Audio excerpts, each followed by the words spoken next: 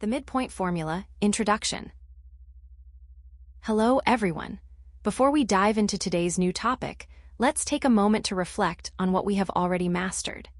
In our previous lesson on the section formula, we learned the method for finding the exact coordinates of a point that divides a line segment into any specific ratio, which we represent as m1 to m2.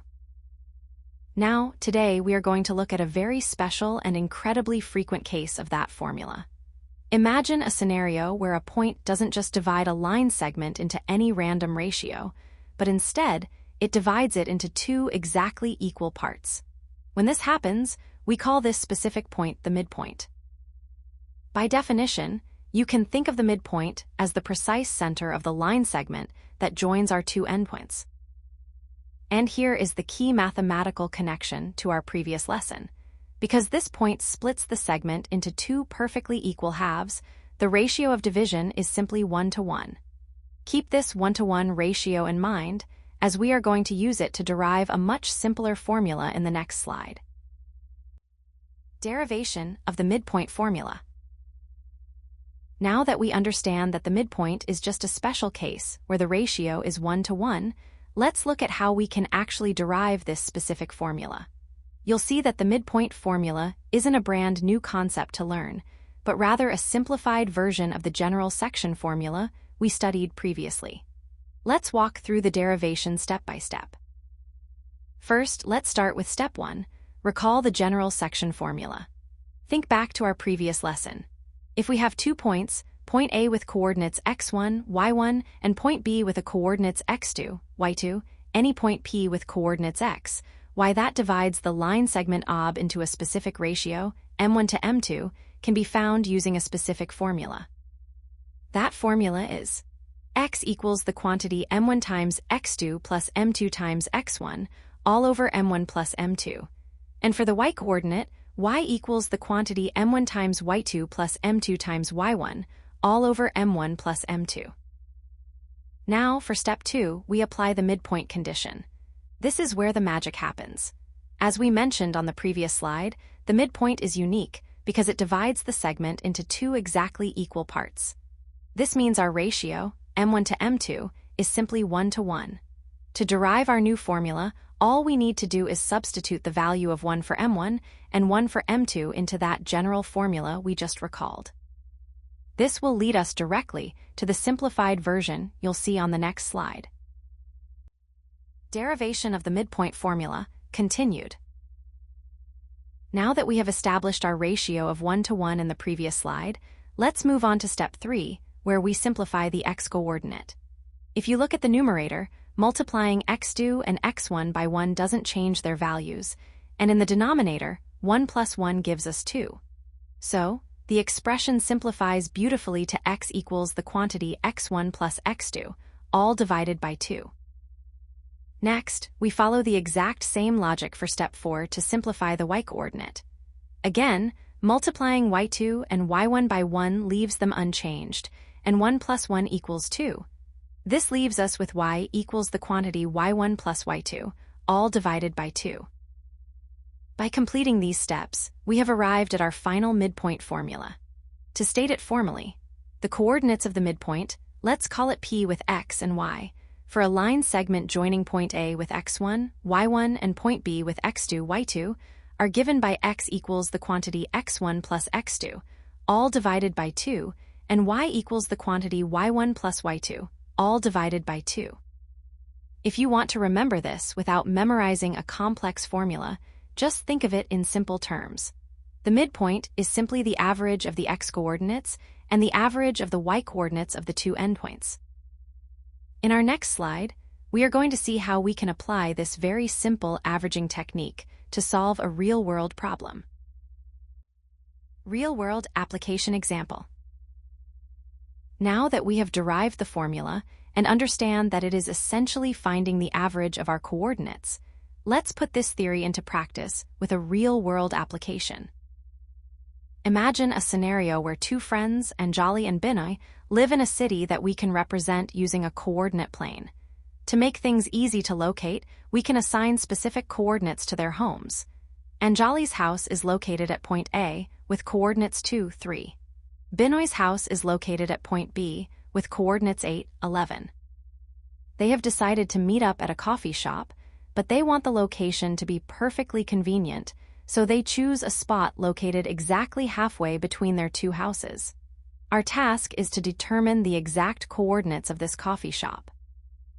To solve this, we will follow a clear, step-by-step approach. First, we need to identify our given coordinates from the problem. We will label Anjali's position as our first point, where x1, y1 equals 2, 3. Then, we label Binoy's position as our second point, where x2, y2 equals 8, 11. Once we have these values clearly identified, we can move on to the next slide to apply our formula. Real-world application example, continued.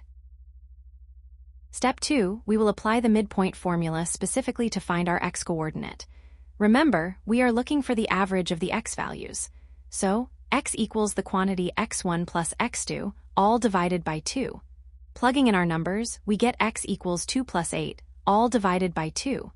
This simplifies to 10 divided by 2, which gives us a result of 5. Next, in step 3, we perform the exact same process for the y-coordinate. We take y equals the quantity y1 plus y2, all divided by 2. Substituting our values, we have y equals 3 plus 11, all divided by 2. This gives us 14 divided by 2, resulting in 7.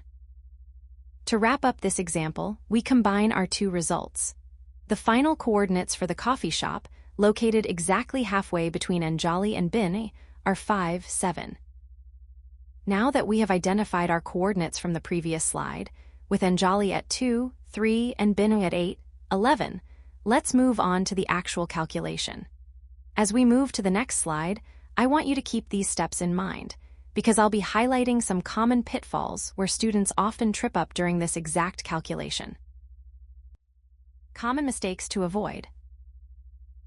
Now, before we wrap up our lesson and move on to our final summary, I want to pause and discuss some common pitfalls.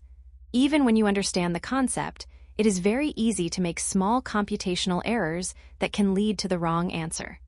Let's look at 4 specific mistakes to watch out for. First, watch out for mixing your coordinates.